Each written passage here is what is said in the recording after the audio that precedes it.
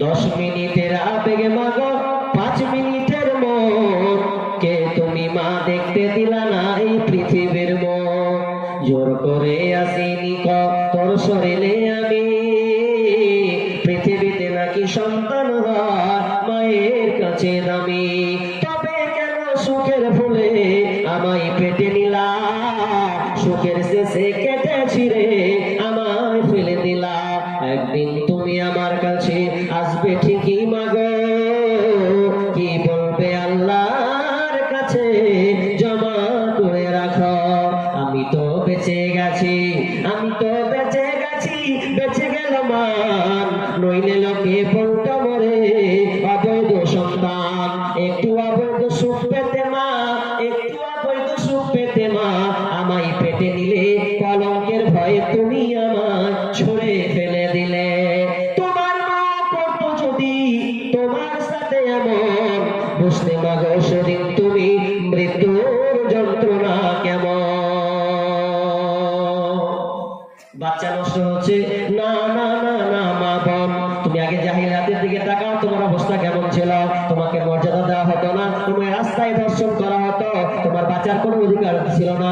স্বয়ং রাসূলুল্লাহ এই আপনার বিশ্ব নবী তোমাদের স্বাধীনতা ফিরিয়ে দিয়েছেন। তোমরাও স্বাধীনভাবে চলবে, তোমরাও সংসার করবে, তোমরাও প্রয়োজনে বাজারে যাবে, দরকার থাকলে তুমি যাবে। কিন্তু আজকালকার বেশি তো নয়, এমন ভাবে যাচ্ছে পুরুষরা হিজড়ার মতো বাড়িতে বসে থাকছে।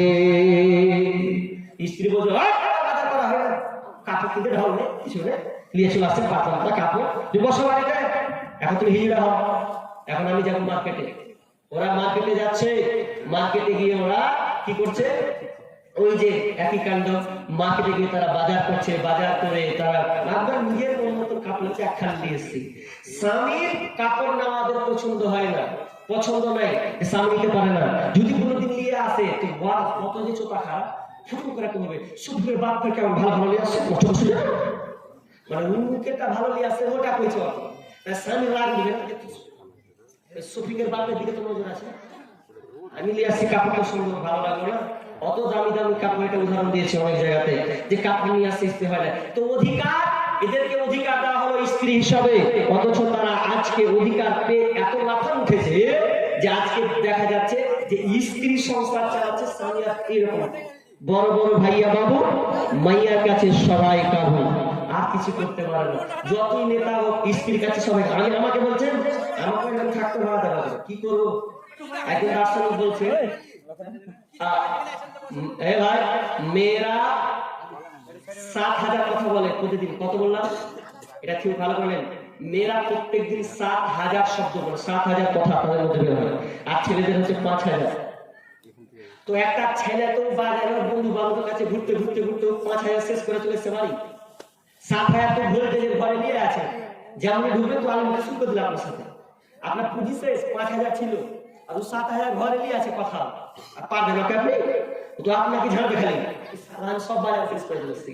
এটা আমার কথা নয়, একটা দার্শনিক মানে দর্শক বললাম আপনাকে যে মেয়ের কাছে 7,000 কথা থাকে আর ছেলের কাছে 5,000। তো 5,000 বাজারের মার্কেটে শেষ করতে 7,000 লোড লেবার বাড়ির কাছে 7,000 শুনতে কি করা, কিচ্ছু করার নেই ভাই। তোমার বোন তোমাদেরকে অধিকার দেওয়া হয়েছে, খবরদার খবরদার অধিকারের বাইরে তোমরা যাবে না। অথচ তসলিমা নাসরিন বলছে নারীদেরকে ঘরে ঢুকিয়ে রেখেছে, এটা ইসলাম ভুল করেছে। না না না না না, মা বোন ভুল করে নাই, বরং তোমাকে পর্দায় রেখেছে, তোমার মর্যাদা আরো বাড়িয়েছে, তোমার অধিকার আরো বাড়িয়েছে।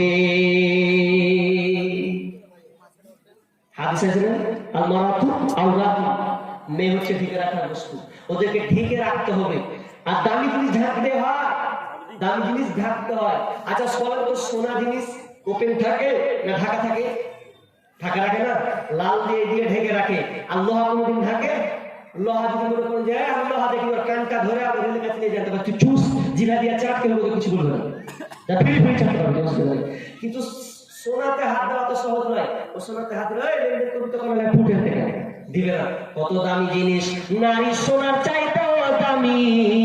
ওই জন্য বিষ্ণু বলছেন আল মারআতু আওরাতুন ফাইদা খারাজাত ইস্তাতরাফাহা শাইতান ফাইদা খারাজাত, যখন কোন মেয়ে বাড়ি বের হয় তো শয়তান পুরুষের চোখটাকে এমন দৃষ্টি করবে, নারীর দিকে আকৃষ্ট করে তুলবে। এই জন্য নারী হচ্ছে ঢেকে রাখার বস্তু। মা বোন খবরদার, তুমি রাস্তায় বেহায়া পরে বের হবে না। পর্দা কত দামি জিনিস, আপনাকে আমি যুক্তি দেখাই। একদিন বই পড়ছিলাম, পর্দা আছে, একটা যুক্তি দিয়েছেন আমাকে, এত ভালো লেগেছে আপনাকে বলে। পর্দা কত দামি জিনিস, কত দামি জিনিস, কত দামি জিনিস। মনে করেন আপনার স্ত্রী বাড়িতে আছে, আপনার স্ত্রী সকলকে ভাত খাওয়াবে। আপনি আছেন, আপনার স্বামী আছে, স্বামী আছে, শ্বশুর আছে, আব্বা আছে, শালা আছে, আর আমি আছি। কজন হলো?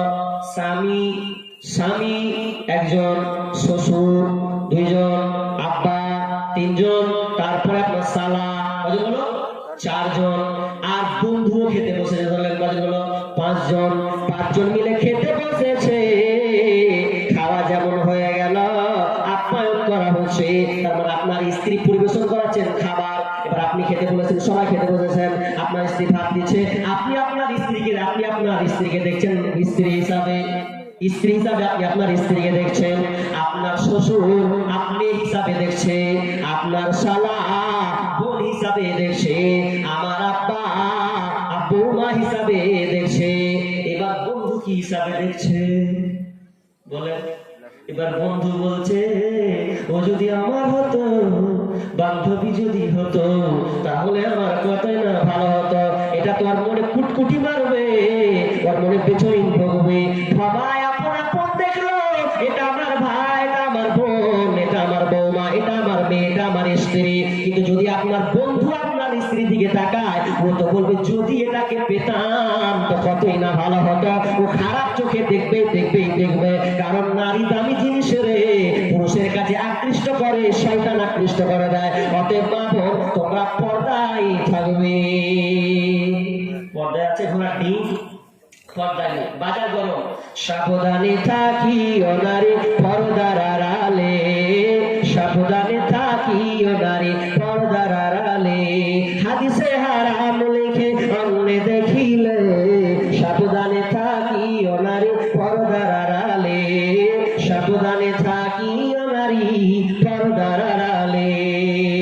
গাড়িটা বাদ দিলাম, তবে শেষে একটা গুরুত্বপূর্ণ কথা বলি, সেটা হচ্ছে খবরদার, স্ত্রী অধিকার প্রত্যেক পুরুষকে দিতে হবে। ওদেরকে খবরদার মারবেন না, ওদেরকে প্রহার করবেন না। যদি স্ত্রীরা অন্যায় করে, ওটা ফ্যান মার্কা, টাল মার্কা স্ত্রী আপনাকে দিয়েছে, ওটা আপনাকে সোজা টাল মেরে চালিয়ে নিতে হবে। শোনো হে পুরুষ জাতি, কোরআনের ফরমান, তোমাদের স্ত্রী যদি হয় না ফরমান, প্রথমত বুঝা পারে নানা প্রকারে, না বুঝিলে দেন বিছানা থেকে দাও কেহ জুদা করে।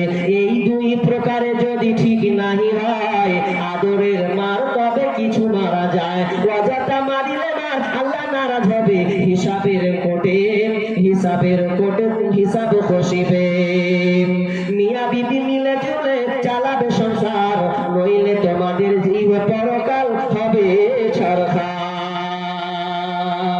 তাহলে স্ত্রীদেরকে ভালোবাসতে শিখতে হবে। কিন্তু বন্ধুরে, স্ত্রী অধিকার আমরা দিনা জাহিলিয়াতের মতন। বিষ্ণু বলছেন, ওয়াতুন নিসা সাদাকাতুহিন্না নিহিলা, তোমরা যখন বিবাহ করবে তোমার খুশি মনে দেবে।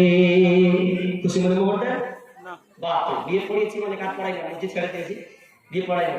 ও সারা 10,000 টাকা লিখবে, তোকে যে 500 টাকা দিব আর 9,500 টাকা বাকি। মাথা মোটা। অথচ গাড়ি বিয়ে করতে নিয়ে এসেছে 6 লাখ টাকা গাড়ি, একবারে সাজিয়ে মনে মুখ্যমন্ত্রী বাকাইলো রে। রুম আছে 10,000 টাকা, তো 4-6 করে গাড়ি কি সাজিয়ে রেখেছে, কি টুপি আর কি তোমার জীবনে কাটা পাঞ্জাবি একবার পরে করবে না, 5,000 টাকা পাঞ্জাবি লেগেছে একদিন করবে, লস টাকাটি খান খা। তবু এখন বলছেন আনন্দ নিয়ে এলেছে, কি চলছে। আর যৌতুক মেরে বেটির বাপ রাত ছেড়েছিল, আপনার দিকে যৌতুক আছে? ভাই আছে। মনে রাখবেন, যারা যৌতুক নিয়েছেন, কুকুরের পায়খানা চাইতে খারাপ নোংরা জিনিস খাচ্ছেন। ডাকাতের বাচ্চা ডাকা, ওর বাপও ডাকা, কোনো ডাকা। যৌতুক কেন আপনি নেবেন? যদি নিয়েছেন তওবা করে ফেরত দিয়ে আসেন, ছেড়ে আসেন। আজকালকার মেয়ের বাপের কাছে বলা